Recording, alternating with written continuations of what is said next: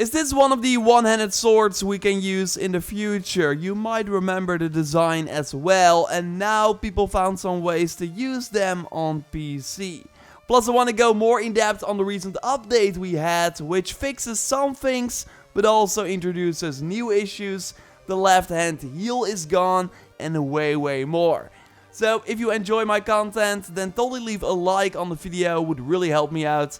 And let's go. Congrats to Christina for winning my previous Helix Credit Pack giveaway. I will send you an email, and I already started a brand new giveaway, which you can enter via the link in the pinned comment for 2,300 credits. Be sure you are a subscriber of this channel if you want to participate, and good luck. Maybe you already noticed it, but Ubisoft secretly removed the offhand healing ability I first discussed a month ago around the launch of the Druids DLC in this video, and then later during my Mastery Challenge Pro Tips video. If you had the recently added Intense Rage skill, you could just with one left hand attack of any weapon, or even without a weapon, get all your health back instantly.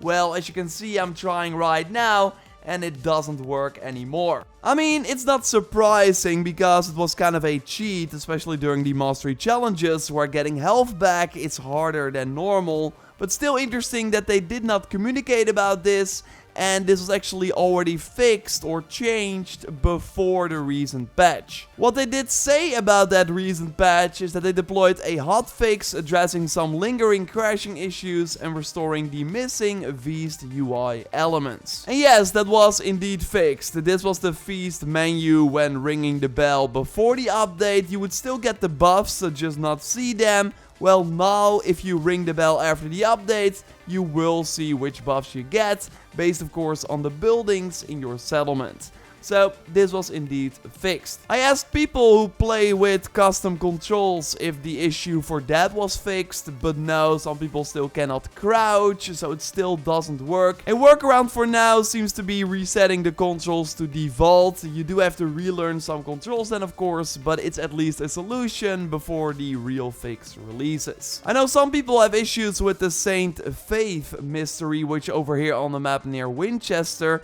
Ubisoft already has a fix for this, which will be deployed with the next update, which so far is still planned for summer 2021. What they already did with the update we just got is add a new tile for the Ubisoft's Game Plan YouTube channel, where they share tips for Ubisoft games, and they actually asked me to make a video for that channel as well, which you can watch on that channel. I will leave a link to that also in the pinned comment. They asked me to do a video on the general combat tips, so for every weapon, what is the best loadout, etc, etc. You might still learn a few things by watching it, or it will act as a nice refresher. So totally check it out after this one. It's basically an extra JorRaptor video if you're up for that. I will again leave a link in the pinned comment. And now fingers crossed that that video will be in the home screen of Valhalla at some point. That would be cool. But yeah, it's sadly too common that when a new update releases, it also breaks things. Some people were namely unable to use their bird all of a sudden after installing the patch, and this seems to be the case if you had the colorful raven skin from the Ostara festival equipped. If you go to the stable and select another bird, then the issue should be fixed. But yeah, when going to the stable, you will notice that the bird is gone completely.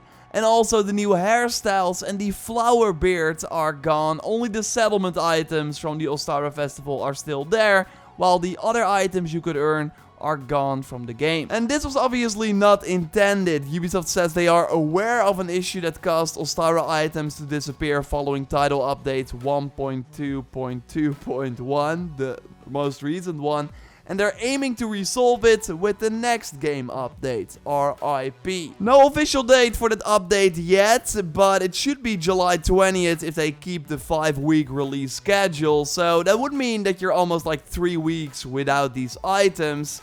And maybe they're gonna do another, sorry, here is a big like thank you package in the Helix store again, which of course we saw before with all the Yol festival items, so from the first festival, and the Altair outfit. We still know that the Ezio outfit is already in the game. Gamer Lil Games, link to his channel of course in the video description, actually posted a video very recently highlighting the outfit once again. So maybe history will repeat itself, but I think they're just gonna like give back the items you earned instead of giving it to everyone, but we will see. And speaking of Gamerlo Games, again, a link to his Brazilian YouTube channel will be in the video description. He also posted this video with the one-handed swords. So what we now learned, I mean, we kind of knew this, but it's still nice to see the confirmation that these swords will be part of the base game when they come out.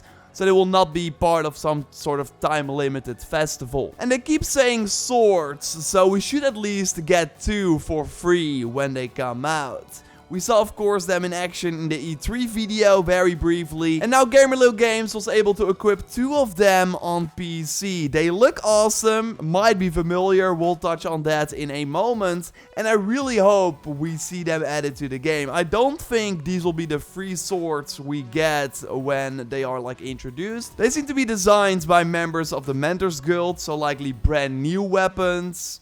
These look amazing, but again, we know where they are from. Right now they have the dagger animation, but slower, which is interesting. But obviously that will be different if they get added as swords later on. But this also confirms to me that the sword animation is not in the game yet, so that we really have to wait till the next game update on, again, likely July 20th, before we see the swords. And now spoilers for the Wrath of the Druids DLC. So if you haven't finished it yet, you can skip ahead. I will leave a spoiler warning in the video time bar, so you can very easily skip ahead.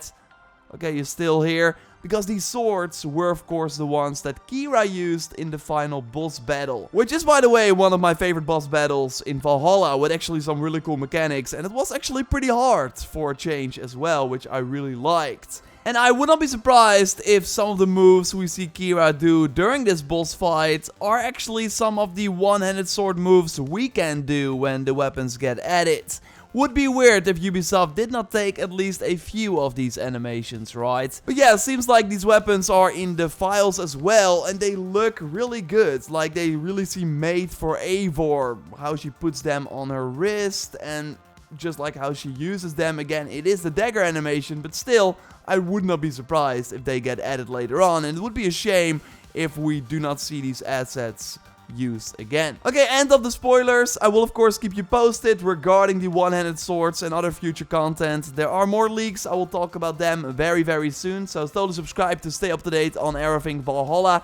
A like on the video would really help me out. And totally check out my previous video on the amazing items you want to get at Reddit, like some of the best items in the game. You can watch that video by clicking on the screen, or I will link to it at the end of our photo mode showcase. You can of course send in your shots to the Valhalla with the hashtag on Twitter, or by using my dedicated pictures channel on the Discord. And you can join the Discord via the link in the pinned comment. Be sure you accept the rules, and then you are able to post. Okay, Joyce, come in. You, of course, selected 3 shots from the community, so I think you got some awesome ones, right? Yes, what's up, everyone? First up is Havoc over on Discord, who took this close-up shot of Eivor in the Basim outfit, where you can really see the change in the hidden blade animation here with the open hand. But what also caught my eye was the tattoo on the palm of his hand. Whoa. I wonder what tattoo that is. Never saw that before. Havoc, reach out. Let us know. Next up is Assassin's Creed JB, where Eivor is dual-wielding the Thunder Axe from the Tyrannus pack, but they are purple? Yeah. I thought that this maybe was a glitch with the transmog, where all of a sudden the weapon is this color, but I wonder how the creator did this. I will definitely write this down. Yeah, this person, Assassin's Creed GB, reached out via the input@JorRaptor.com email address, just like you can, and he said that this happened when going to that mythical area in the Wrath of the Druids DLC without spoiling anything. But yeah, maybe there are more areas where you can do this. That would be really cool.